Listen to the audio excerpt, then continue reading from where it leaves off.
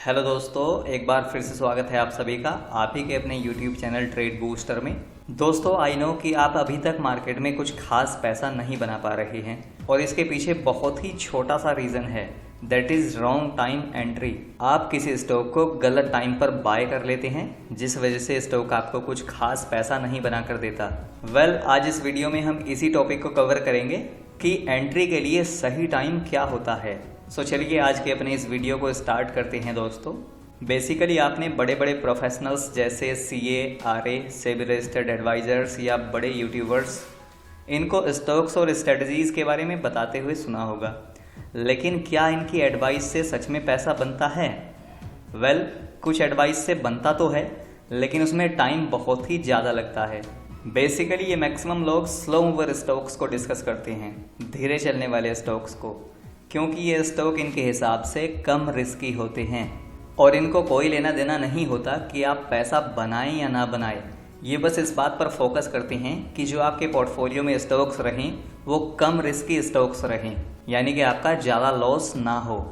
लेकिन जैसा कि वॉरेन बफे कहते हैं कि रिस्क तब होता है जब आपको ये नहीं पता होता कि आप क्या कर रहे हैं।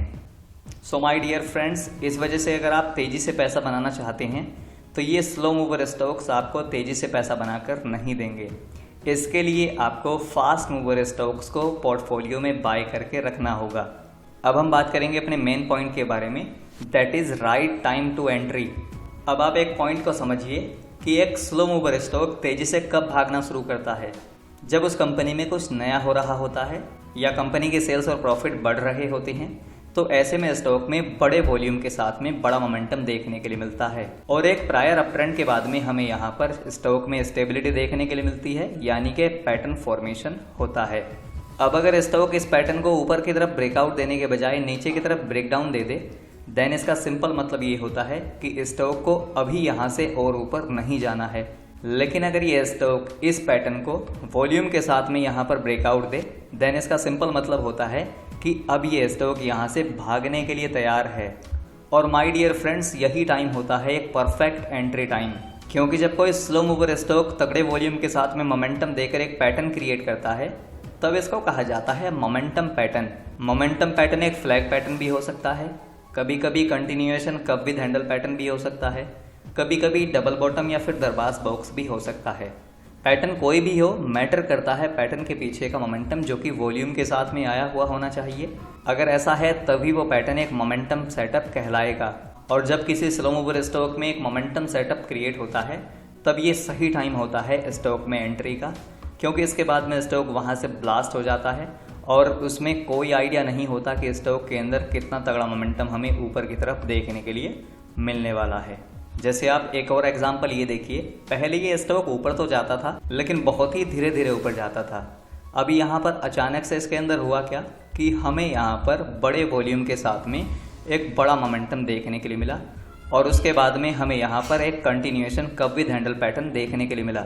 स्टॉक ने इस कप विद हैंडल पैटर्न को वॉल्यूम के साथ में ब्रेकआउट दिया और ये स्टॉक यहाँ से ब्लास्ट हो गया। जैसे इस नेक्स्ट एग्जाम्पल में यहाँ पर बड़े वॉल्यूम के साथ में बड़ा मोमेंटम हमें देखने के लिए मिला। उसके बाद यहाँ पर एक मोमेंटम पैटर्न क्रिएट हुआ, फ्लैग पैटर्न का ब्रेकआउट हुआ और ये स्क्रिप्ट भी यहाँ से ब्लास्ट हो गई। और दोस्तों, यही पावर होती है इस मोमेंटम सेटअप की। और जब कोई स्टॉक एक मोमेंटम सेटअप बना करके वॉल्यूम के साथ में ब्रेकआउट देता है, वो सबसे बढ़िया टाइम होता है किसी भी स्टॉक को बाय करने का। और एक विनिंग पॉइंट ये है कि मोमेंटम सेटअप आपको वीक मार्केट में नहीं देखने के लिए मिलेंगे। जब मार्केट स्ट्रॉन्ग होगा तभी आपको मोमेंटम सेटअप और उनके ब्रेकआउट मार्केट में देखने के लिए मिलेंगे, यानी कि इस स्ट्रेटजी के बेसिस पर आपको मार्केट में तभी एंट्री मिलेगी जब मार्केट में ऑलरेडी पैसा बन रहा होगा या बनना स्टार्ट हो रहा होगा। दोस्तों, ये था हमारा आज का वीडियो। आई होप कि आपको अच्छा लगा होगा। अच्छा लगा हो तो लाइक शेयर जरूर करना।